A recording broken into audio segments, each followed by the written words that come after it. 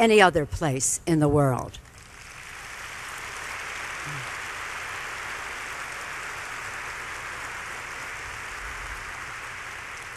Since his 1987 visit to the United States, His Holiness has traveled to the United States many, many times, well, before then and since. And his message of global peace through compassion, always important, has never been important, more important to our country. The time for his message is clearly now. It is an opportunity to appreciate the spirit of interdependence that is embodied in His Holiness.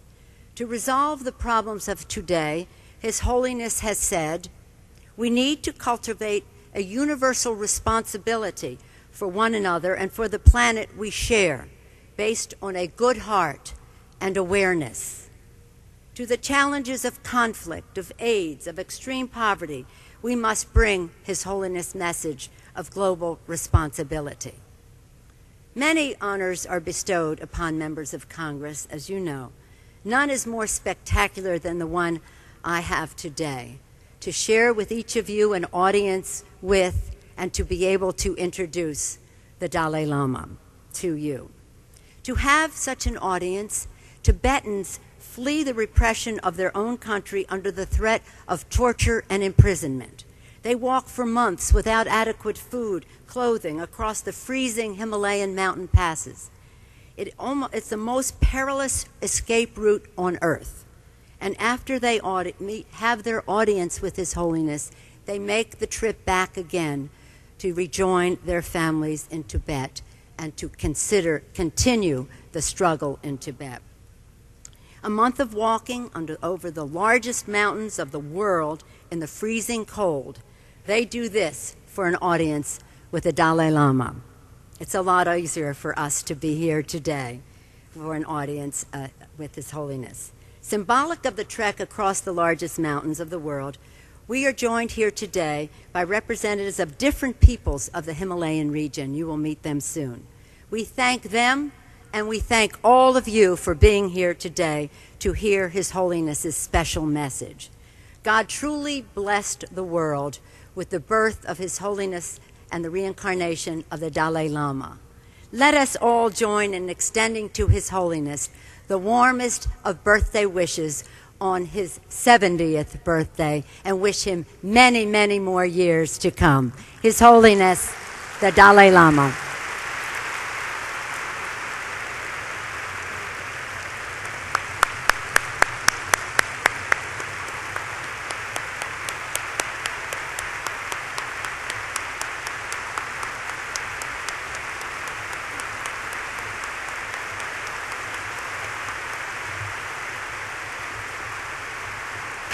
Thank you. Thank you.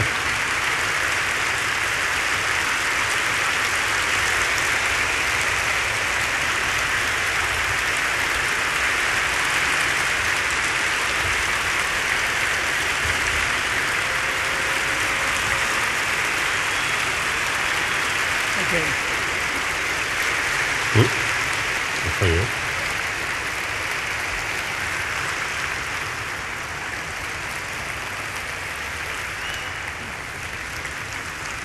Thank you. Thank you much.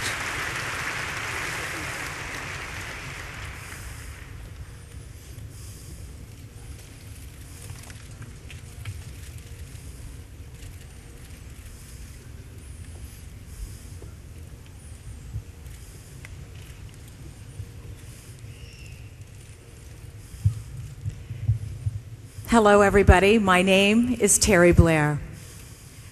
Your Holiness, just as you have come to stand for peace and understanding through dialogue for millions of Americans and for many more millions around the world, you have come to symbolize a special hope for your own people.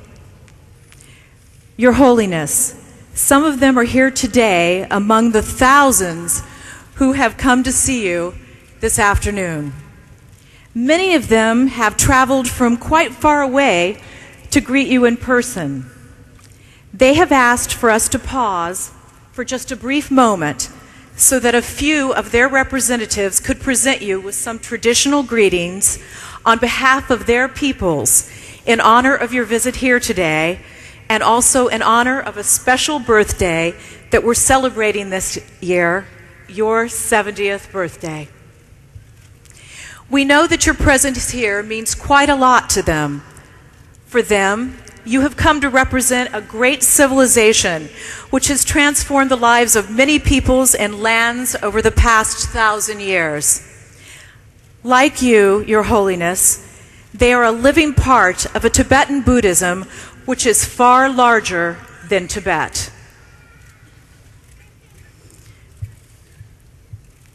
They are part of something which was great enough to overcome even the most daunting of frontiers.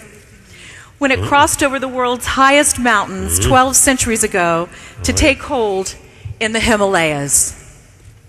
Some of those here today are from those very mountains, representing the many different people and lands that stretch for 1,000 miles along the Himalayas, from the Montawang in the east to Baltistan far to the west. Also here from those mountains are representatives from the Himalayan Buddhist kingdom of Bhutan. Bhutan is showing the world how Tibetan Buddhism can cross the boundaries of time to thrive in the 21st century.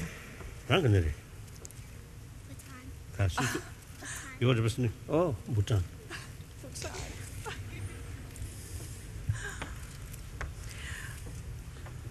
Close by are their neighbors in the state of Sikkim, ancient gateway to Tibet and still home to Buddhist peoples proud of their ancient tradition. From west of Sikkim come the representatives of a rich array of Tibetan and Buddhist peoples spread throughout the high mountains and the deep valleys of Nepal.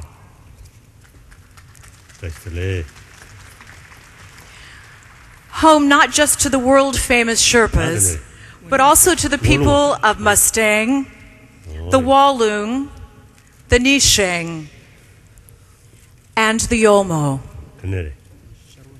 and so many others who are represented here today.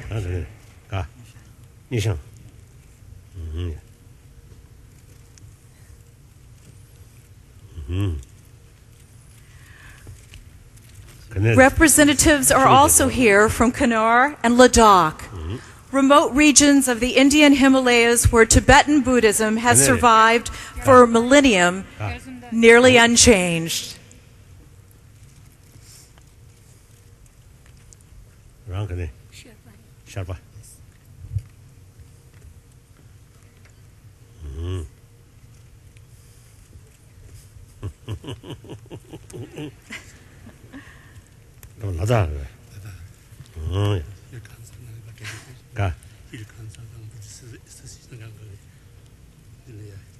Oh, yeah. Some have even come here representing the Uyghurs of East Turkestan.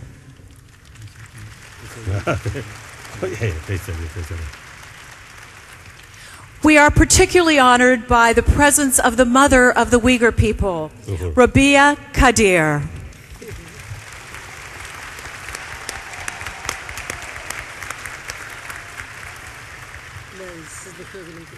The Uyghur people share a special connection with the Tibetan people, not only as neighbors, but as a people who look upon you. Oh, this way?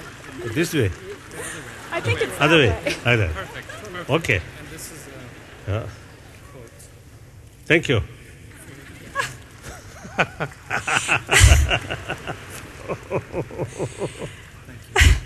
They not only share friendship, they share hats.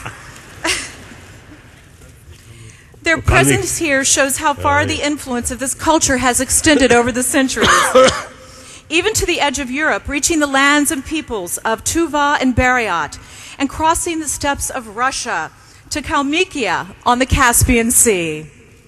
Finally, there are some with us here today whose presence is an incredible demonstration of how a people determined to follow the path of nonviolence can survive the worst ravages of the 20th century.